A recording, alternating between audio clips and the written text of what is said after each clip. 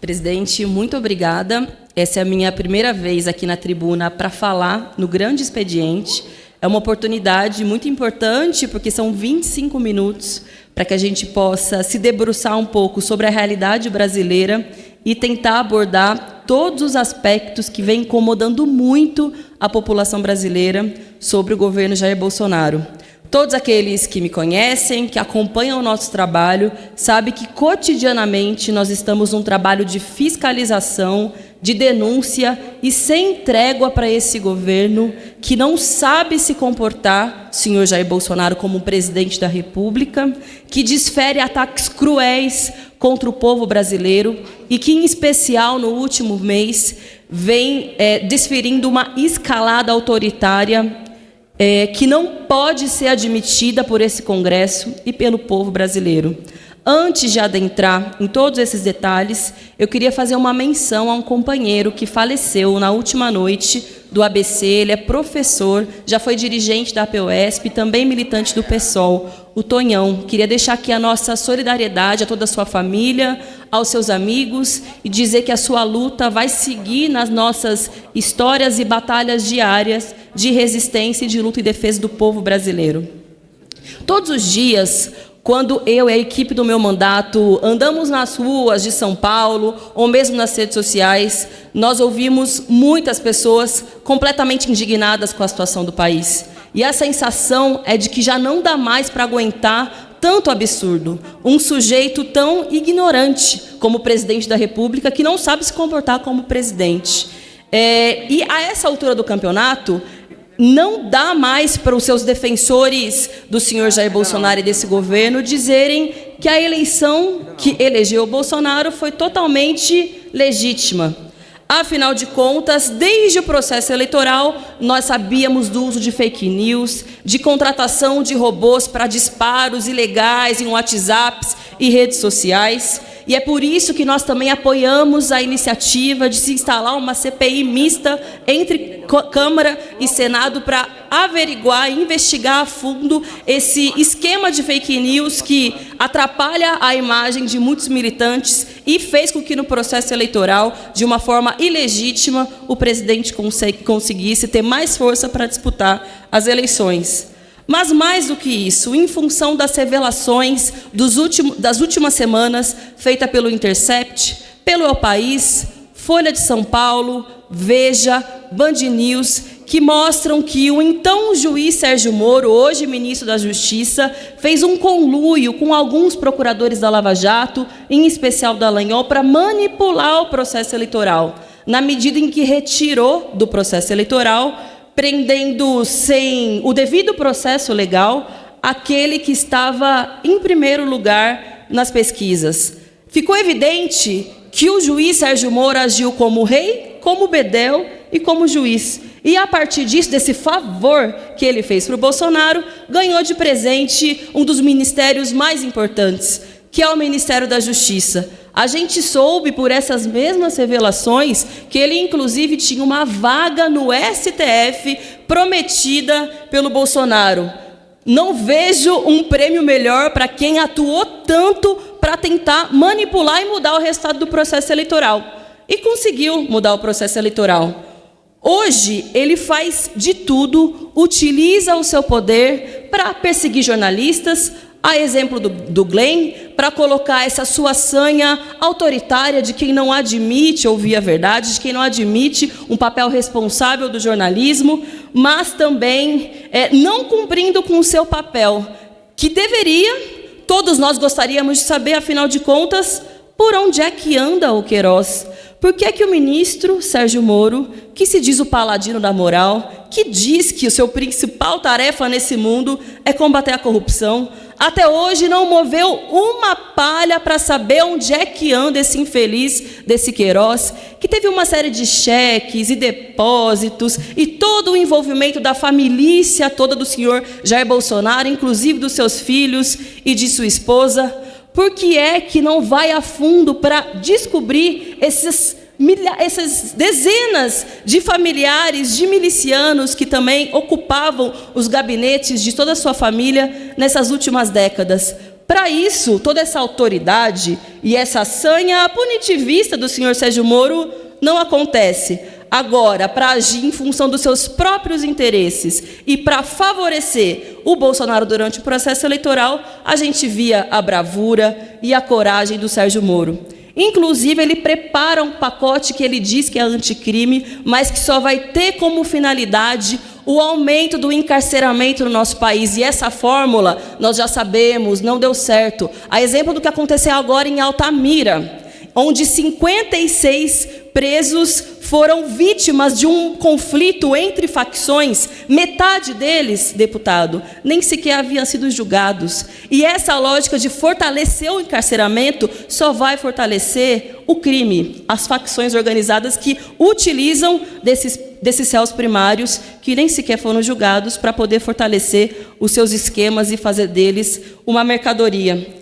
Mas o Bolsonaro, no processo eleitoral, também enganou o povo, porque nunca disse que, quando se tornasse presidente da República, iria fazer uma reforma da Previdência tão cruel e draconiana que, infelizmente, a Câmara de Deputados aprovou anteontem e ontem, negando todos os destaques que foram apresentados pela oposição, que poderia minimamente amenizar o sofrimento do povo brasileiro. Aliás, as notas taquigráficas dessa Câmara mostram que, quando era deputado, ele disse que seria uma crueldade aumentar a idade mínima para a população ter acesso à aposentadoria, pois essa reforma da Previdência não somente aumenta a idade mínima, como impõe o tempo de contribuição, que pode excluir 30% da população da condição de conseguir se aposentar, e que vai obrigar o povo a trabalhar 40 anos para ter acesso a uma aposentadoria rebaixada, porque ele também mudou a base de cálculo, não vai mais descartar os 20% menores salários.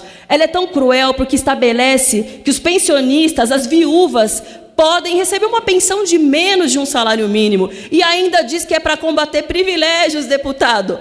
83% da economia é sobre quem ganha até 2 salários mínimos. A gente sabe, a média do valor do benefício daqueles que dependem do INSS é de R$ 1.300. Diz que vai combater privilégio, mas está fazendo toda uma reforma da Previdência que só serve para favorecer e fortalecer o mercado financeiro, que são os verdadeiros privilegiados, porque não são taxados. O Brasil, junto com a Estônia, são os únicos países do mundo que não taxam lucros e dividendos. E, para isso, ele não mexe uma palha e enganou o povo brasileiro, porque disse que ia fazer tudo diferente. Mas está fazendo exatamente a mesma agenda que nos levou a essa situação de crise econômica brutal. E não move nenhuma palha para ter nenhuma iniciativa para o que interessa de fato para o povo brasileiro, que é gerar emprego e gerar renda. Hoje nós temos 13 milhões de desempregados no nosso país. Nós temos 35 milhões de pessoas que estão na informalidade, ou em trabalhos intermitentes, precários, sem nenhum tipo de direitos assegurados. Nós temos hoje no país 5 milhões de pessoas que passam fome. E qual foi a medida que o presidente Bolsonaro teve para essas pessoas? Foi, numa entrevista, dizer que é mentira que existe fome no nosso país. Só mesmo uma pessoa que ficou 30 anos no parlamento, sem pisar o pé na realidade daquilo que vive o povo brasileiro, para ter a coragem de dizer uma frase tão cruel e tão brutal para 5 milhões de pessoas que urgentemente deveriam estar sendo assistidas prioritariamente por parte do governo. Ao mesmo tempo em que naturalizou o trabalho infantil, estimulou, disse que pode ser muito bom, justo ele, que se aposentou tão jovem do Exército, que ficou tantos anos aqui na Câmara, deputado, você sabe muito bem, sem fazer absolutamente nada de útil para o povo brasileiro, e que, quando tinha um projeto de lei que poderia modificar a vida de tanta gente, fez questão de votar contra, como um sujeito que não se preocupa absolutamente com a realidade do povo.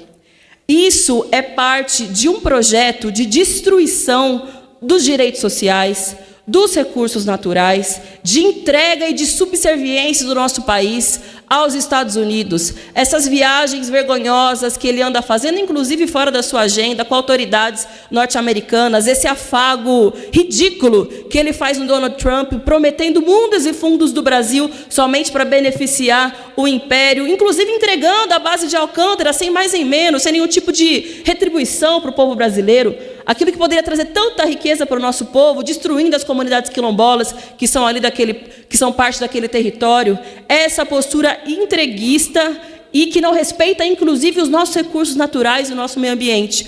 Hoje existe um alerta internacional. O mundo inteiro está estarrecido com o que o governo brasileiro está fazendo com um dos nossos principais patrimônios, que é a floresta amazônica. Inclusive, recentemente o INPE fez uma revelação através do uso de monitoramento de satélite para mostrar o tamanho da devastação da floresta amazônica.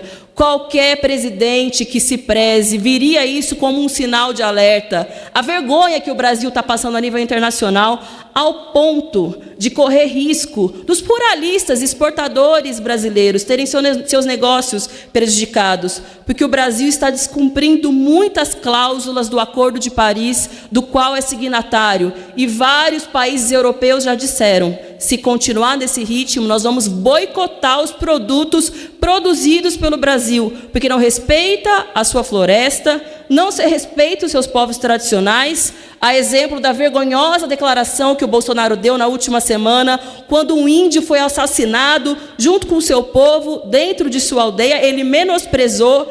E hoje o mundo inteiro exige que o Brasil tome providências imediatas para mudar essa situação calamitosa. Mas, infelizmente, ontem, deputada Fernanda, quando o ministro Ricardo Salles veio aqui, você estava lá comigo, a gente queria muito falar com ele. Muito, a gente tem muito para apresentar para ele. Inclusive, dizer para ele que nós estamos aqui no Brasil construindo a greve internacional do clima, atendendo a esse chamado internacional dos ativistas e dos ambientalistas. Mas o Ricardo Salles saiu correndo, ele não gostou de ouvir uma série de verdades que alguns deputados colocaram naquele espaço, mostrando que tem covardia com os povos tradicionais, covardia com os nossos recursos naturais, mas também covardia porque não tem condição de encarar deputados de oposição que estão muito preocupados com a situação política e com a situação do meio ambiente do nosso país. Mas não se trata somente de uma agenda ultraliberal, entreguista, subserviente ao império norte-americano, de destruição dos direitos sociais, de desmonte da previdência, de zombar da fome, não se importar com o desemprego. Esse governo também tem uma agenda reacionária nos costumes, que tem enojado milhões de mulheres brasileiras, LGBTs, negras e negros, que nos últimos anos têm se levantado e não vão retroceder em nenhum aspecto nos direitos que conquistaram e na voz que conseguiram conquistar na sociedade, inclusive elegendo representantes aqui nesse parlamento que têm mandatos feministas, a exemplo das nossas companheiras da bancada do PSOL, mandatos LGBT como nosso companheiro David Miranda, que muito nos orgulha, e mandatos que defendem a luta do povo negro, como as nossas companheiras Talíria e Áurea, que têm desenvolvido um brilhante papel e dado uma grande contribuição aqui na Câmara de Deputados. Essa constelação, ao contrário, ao avesso, de ministros que ele escolheu para lidar com áreas que são muito sensíveis e necessárias para o povo brasileiro,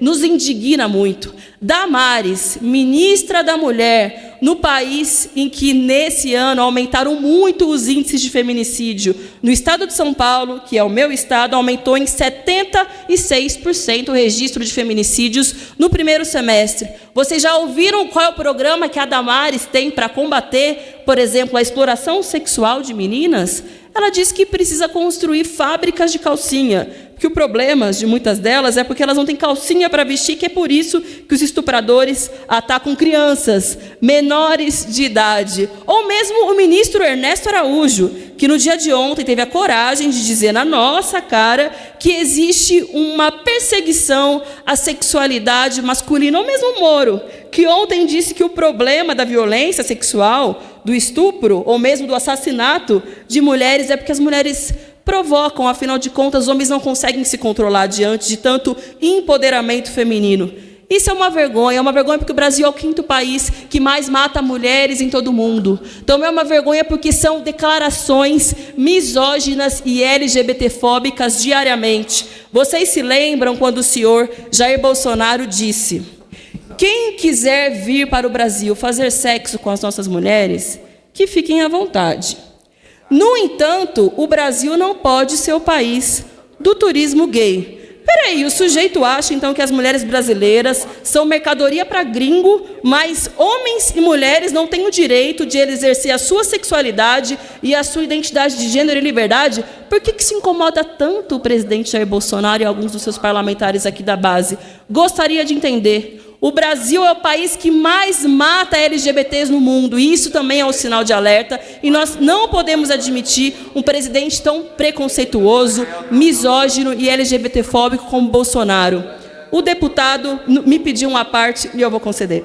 Pois não, deputada Sayane Bonfim, muito obrigado, muito brevemente, para dar um testemunho da sua atuação combativa, forte, determinada, com muito dinamismo aqui na Câmara dos Deputados. Certamente você é uma deputada que orgulha muito toda a bancada progressista, mais do que a bancada de esquerda, e a todos aqueles que têm um olhar sobre a atuação da Câmara, independente da feição ideológica, partidária, certamente respeitam hoje a sua atuação e o seu trabalho. E registrar também que estamos juntos, PCdoB, o PSOL, o PT, o PDT, o PSB, a Rede, muito fortes, integrados para conter esta escalada autoritária que é muito ruim, que macula a história brasileira e que traz graves problemas e consequências para o nosso país. Por isso mesmo é que haveremos de resistir para preservar muito essencialmente a democracia brasileira. Parabéns pelo seu pronunciamento.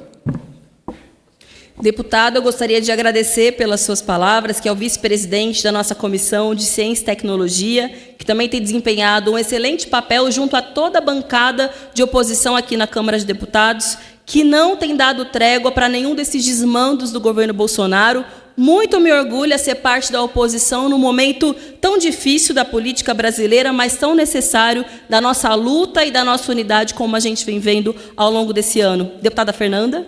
Querida companheira Sayane Bonfim, eu também quero só registrar minha alegria de poder compartilhar esse momento contigo na nossa bancada, aliás, única bancada paritária entre homens e mulheres, de feministas e lutadoras, como Vossa Excelência.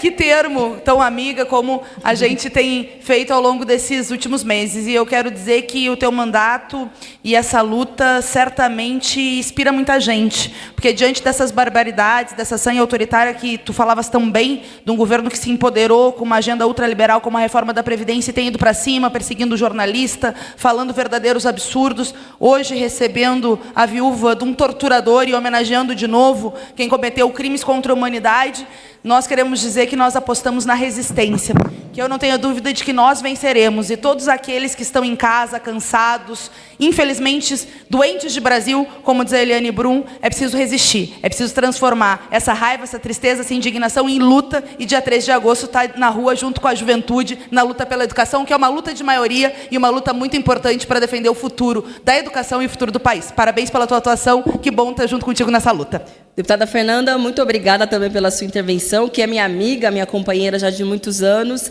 e cujo trabalho me inspira cotidianamente. É um grande prazer poder contribuir com o cotidiano das nossas vidas e das nossas batalhas, que não têm sido fáceis dentro e fora da Câmara de Deputados, mas que são parte de um processo de enfrentamento, de um momento político difícil do país, mas eu tenho certeza que dias melhores virão em função da nossa luta, em função da estratégia e do nosso partido que nós construímos cotidianamente como uma alternativa política para todo o povo brasileiro.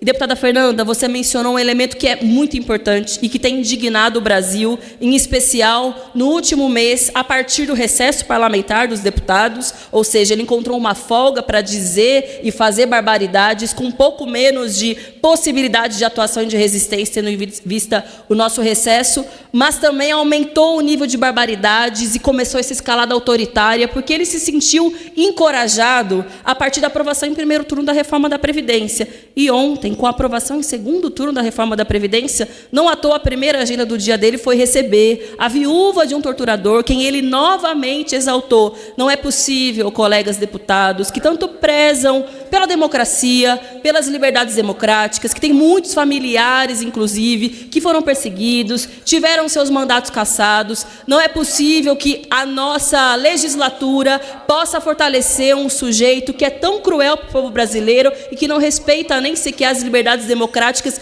que asseguram a nossa atuação aqui dentro desse parlamento. O que aconteceu ao longo do mês de julho e nos últimos dias é absolutamente inadmissível. E agora eu digo com tranquilidade, isso não se trata nem de ser uma militante de esquerda, feminista ou socialista. Se trata de alguém que preza pelas liberdades democráticas conquistadas e asseguradas no nosso país, que tem vergonha e que chora junto com tantos outros brasileiros que tiveram seus familiares perdidos e desaparecidos ao longo dos anos de ditadura militar no nosso país, que até hoje não puniu os torturadores e colocou um sinal de igual, muitas vezes, entre aqueles que foram perseguidos e aqueles que foram os torturadores, que, inclusive, hoje estão, muitas vezes, dentro do próprio Palácio do Planalto, a partir daquilo que o presidente diz, do que ele faz e da sua base de sustentação prioritária. Alguns elementos são simbólicos, porque ele segue dizendo, mas tem muita ação concreta que nos preocupa. E eu queria falar de alguma delas, porque elas já mostram que não se trata somente de um receio ou de uma possibilidade, mas que já está acontecendo atentados graves às liberdades democráticas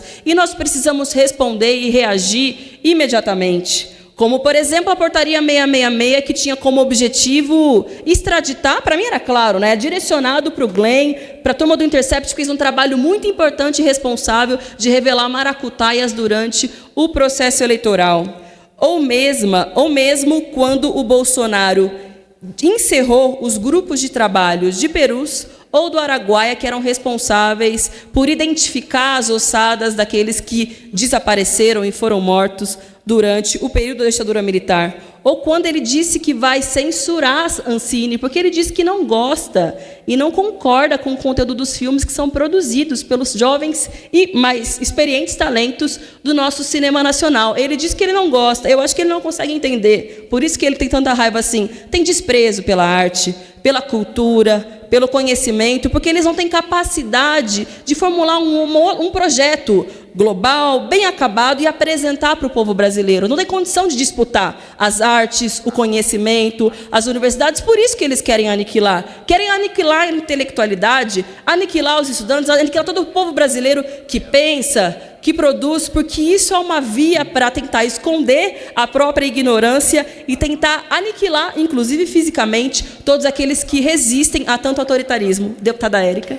Deputada Sâmia, eu queria lhe parabenizar pelo pronunciamento e dizer que realmente o arbítrio não tem como dialogar com o desenvolvimento da cultura, da arte e da ciência, inclusive. É um governo que rasga todas as evidências científicas.